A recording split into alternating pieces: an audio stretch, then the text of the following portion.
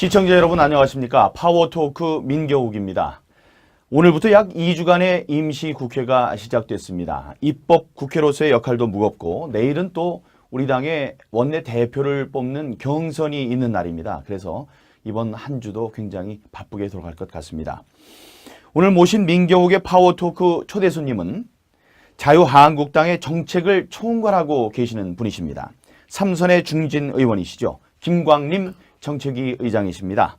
제1야당 정책위 의장으로 기재의원으로 또 예결위원으로서 누구보다도 바쁘게 뛰어오셨고요. 이제 의장 임기를 며칠 남겨두지 않고 계시죠. 오늘 많은 이야기들을 나눠볼 수 있을 것 같습니다. 그러면 김광림 정책위 의장과 함께하는 민경욱의 파워토크 지금 출발합니다. 의장님, 안녕하세요. 어서 오십시오. 안녕하십니까. 예. 네, 모시게 돼서 영광이고요. 영광입니다. 예, 예. 네. 오늘 출연 소감 한 말씀 시청자분들께 해주시죠. 예. 막 예산 국회 끝내고 참 힘든 그 과정이 있지 않습니까? 우리 서로. 그리고 이제 정책위 의장 이제 2번 했습니다만은 이제 마무리하는 시점에 이런 좋은 영광스러운 자리 가질 수 있게 돼서 개인적으로 영광이다 이렇게 생각하고 그러면서 참 좋은 후임의 정책위 의장이 뽑혀가지고 앞으로 1년에 문재인 정부에 좀 지나친 점을 바로잡아가는 그런 역할을 해줬으면 하는 그런 바람입니다. 네. 예. 시청자 여러분, 제가 평소에 존경하는 우리 김광림 정책위 의장께서는 고속 연산과 암기가 가능한 그 슈퍼컴퓨터를 머릿속에 적어도 10대는 지니신 분이십니다. 그 숫자만으로 1시간 동안 얘기를 하라고 그래도 하실 수 있는 분이시고요. 모든 논리를 숫자로 치환해서 머릿속에 저장하는 분이라고 감히 표현하겠습니다.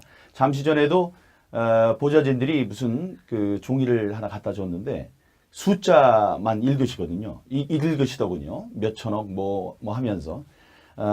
그게 저는 항상 뵈면은 존경스럽고 궁금했습니다. 그게 어떻게 가능한 겁니까? 특별한 계기가 있었는데요. 예, 뭐 좀 계기라기보다는 공직 생활을 35년 하는데 그 중에 한 반을 뭐 경제기획원, 기획재정부 뭐 이런 데서 예산 쪽 그 개수를 다루는 일을 많이 했습니다. 예, 그러니까 돈에 관한 기억력 이런 것들이 먼저 이렇게 몸에 와서 붙고 그 다음에 논리가 뒤에 따라가는. 예, 근데 대신에 또 국회의원으로서 갖춰야 될 사람을 잘 외워가지고 구별을 잘해야 되는데 그건 또 잘 못합니다. 무슨 말씀? 전화번호는 잘 외우는데 이분을 저는 이 악수도 하고 잘 지내는데 길에서 만나면 잘 못하는. 예, 그러니까 하나님께서 주신 용량이 일정한 그 범위가 있는 것 같아요. 예. 내일 있을 원내대표 경선 거기에서도 러브콜이 많았죠. 계속 또 3번째 해달라는 정책위 의장을 해달라는 뭐 그런 이런저런 얘기 있었지만은 거절하죠. 뭐 이렇게 고맙게 생각하고 현실성 한계 이런 거를 말씀을 드렸습니다. 그리고 대신에 안 하더라도 그분이 원만한 정책위 의장을 특히 야당의 정책위 의장을 수행하는데 제가 밖에서 도와드리겠다 이렇게 얘기를 했습니다. 예, 분명히 도와드려야 되겠죠. 지난주에 정부 예산안이 가결됐습니다. 우리 당은 반대 당론을 갖고 표결에 불참했는데 사실 예산안 통과 과정에 많은 아쉬움이 있습니다. 협상에 직접 나섰던 정책위 의장으로서 각고의 노력을 다 하셨는데도 일부 원망과 질책이 있었습니다. 이번 예산안 통과를 어떻게 평가하십니까? 원래 이제 투트랙 아닙니까? 이 천여 사업들, 1000가지 사업들은 간사들이, 각 당의 간사들이 15명의 개수조정소위원들, 50명의 예결위원들 중심으로 하고 거기서 잘 정리가 되지 않을 것 같은 그 쟁점들 이번에 8가지였습니다. 공무원 증원, 최저임금, 기초연금, 아동수당, 남북협력기금, 누리과정의 국고 지원 비율, 그리고 법인세, 소득세 이런 부분에 대해서는 정책위 의장과 원내 대표단들이 하는 투트랙으로 했지 않습니까? 근데 협상이라는 거는 동서고금을 막론하고 주장하는 척하고 또 이쪽 주장하는 쪽하고 반씩 가져가는 거거든요. 2분의 A 플러스 B입니다. 예. 그런 의미에서 보면은 상당한 성과가 적어도 공무원 증원하고 법인세 세율 변경 증가 이거 빼고는 그런 대로 했다고 생각합니다. 그런데 100을 얻지 못하고 반밖에 못 얻었으니까 이 부분을 의원총회나 다른 분들에게 하면은 빈손으로 왔다 이렇게 하는 겁니다. 아마 야당의 한계, 특히 과반을 잃어버린 야당의 한계, 또 상대방을 좀 거론하기 그렇습니다만은 캐스팅 보드를 지고 있는 중간에 국민의당의 입장선회 추경 때도 그랬댔습니다만은 이런 게 한계였다 이렇게 생각을 합니다. 네. 예. 그런 문제들은 이제 하나씩 저희들이 짚어보도록 하겠습니다. 그런데 그 예산안을 이제 처리함에 있어서 우리는 이제 아까 말씀드렸지만 반대 당론을 갖고 표결하지 않기로 했는데 그래도 들어가서 논리적으로 왜 이번에 정부 여당의 예산안이 잘못됐는지에 대해서는 좀 짚어봐야 되겠다 해서 반대 토론자를 이렇게 막 구했거든요. 제가 정책위 의장께 가서 좀 직접 협상도 하셨고 그쪽에 지식도 많고 하시니까 준엄하게 좀 짚어달라고 말씀을 드렸었습니다. 그런데 그렇죠. 네, 예, 그래서 예. 반대 토론을 하셨는데요. 많은 분들께 감명을 주셨습니다. 정권을 잡으면은 돈 쓰고 싶은 데 쓸 수 있고 또 재정 정책도 바꿔볼 수 있다. 그러나 이 정도까지는 용인이 되겠다는 어떤 금도 또 임계치 이런 게 있지 않느냐 이렇게 준엄하게 예산안 문제점 지적하시는 모습이 아주 인상 깊었습니다. 전문가의 식견으로 보시기에 이번 정부 예산안은 임계치를 넘은 예산안이라고 보시는지요? 정권을 잡았으니까 공약도 했고 하는 부분에 대해서는 야당도 인정을 해야 된다 이렇게 생각하는데 임계치 넘은 부분이 너무 많아요. 그래서 그거를 국무위원들 특히 여당 의원님들 이런 분들께 좀 재정 운영에 꼭 좀 가슴에 담아달라 하는 것을 몇 가지 말씀을 드렸대요. 우선은 규모 문제인데 너무 팽창 예산이다. 예. 너무 확대 재정이다. 이렇게 말씀드립니다. 2017년도가 선거가 있는 탄핵과 관계없이 원래 선거가 12월 19일 잡혀 있는 나라 아닙니까? 그런 해인데 그런데도 불구하고 우리 당이 여당일 때 주변에서 국회의원들이 7% 이상 재정을 증가시켜 달라고 그랬어요. 그런데 청와대 쪽하고 여당에서 요구를 묵살을 하다시피 했죠. 3.7%만 증가시키고 세수도 20조 원 이상 더 들어오는데 건전재정, 국가채무관리 뭐 이런 쪽에 강조를 하면서 3.7%만 증가시켰지 않습니까? 예. 그런데 어떻게 됐습니까? 문재인 정부 문 대통령 들어오시고 난 뒤에 11조 2천억이라게 추경을 했습니다. 예. 그것도 빚 한 푼 없이 있는 돈 가지고. 그리고 7.1% 예산 증가율. 이런 부분은 금년 3.7%보다는 배 정도 확대, 팽창시킨 예산이다. 이렇게 규모 면에서 평가를 했고요.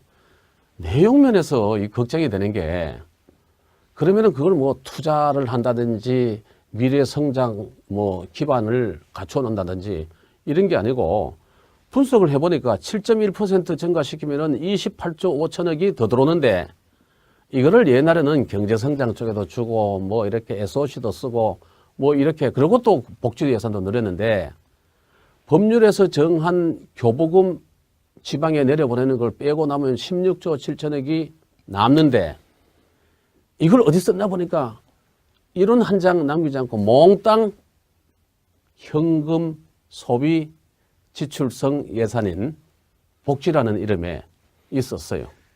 조 단위는 없는 게 5가지 이상 사업들입니다. 그러게 말입니다. 예. 이런 거는 좀 앞으로 자칫하면은 남미나 남유럽 특히 우리 그리스 뭐 베네수엘라 많이 들지 않습니까? 국민들한테 인기를 얻을 수 있도록 포퓰리즘, 표를 이식하는 포퓰리즘 해서 정권은 잡는데 나라는 망하는. 예. 으스러져가는 예. 이런 우를 범하지 말아달라 하는 부탁의 말씀을 드렸던 겁니다. 시죠. 김광림 정책위 의장이십니다. 제1야당 정책위 의장으로 기재의원으로 또 예결위원으로서 누구보다도 바쁘게 뛰어오셨고요. 이제 의장 임기를 며칠 남겨두지 않고 계시죠. 오늘 많은 이야기들을 나눠볼 수 있을 것 같습니다. 그러면 김광림 정책위 의장과 함께하는 민경욱의 파워토크 지금 출발합니다. 의장님, 안녕하세요. 어서 오십시오. 안녕하십니까. 네, 모시게 돼서 영광이고요. 영광입니다. 예. 네. 오늘 출연 소감 한 말씀 시청자분들께 해주시죠. 예. 막 예산 국회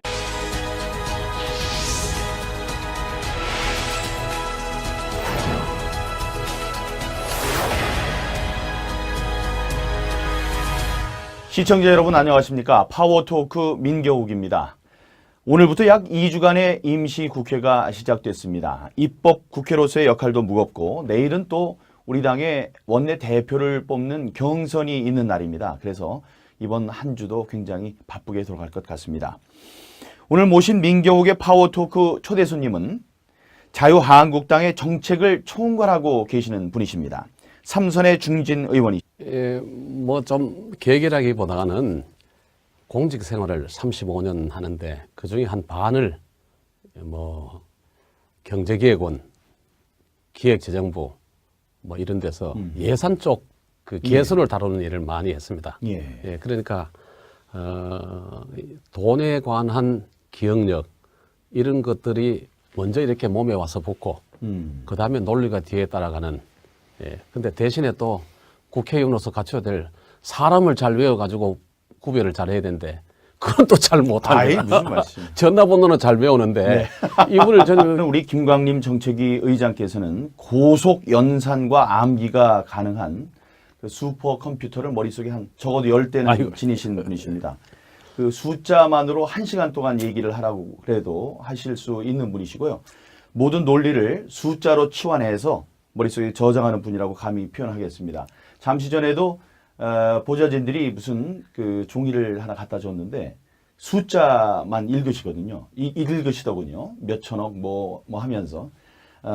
그게 저는 항상 뵈면은 존경스럽고 궁금했습니다. 그게 어떻게 가능한 겁니까? 특별한 계기가 있었는데요. 끝내고 참 힘든 그 과정이 있지 않습니까? 우리 서로. 그리고 이제 정책위 의장 이제 2번 했습니다만은 이제 마무리하는 시점에 이런 좋은 영광스러운 자리 가질 수 있게 돼서 개인적으로 영광이다 이렇게 생각하고 그러면서 참 좋은 후임의 정책위 의장이 뽑혀가지고 앞으로 1년에 문재인 정부에 좀 지나친 점을 바로잡아가는 그런 역할을 해줬으면 하는 그런 바람입니다. 네. 예. 시청자 여러분, 제가 평소에 존경하는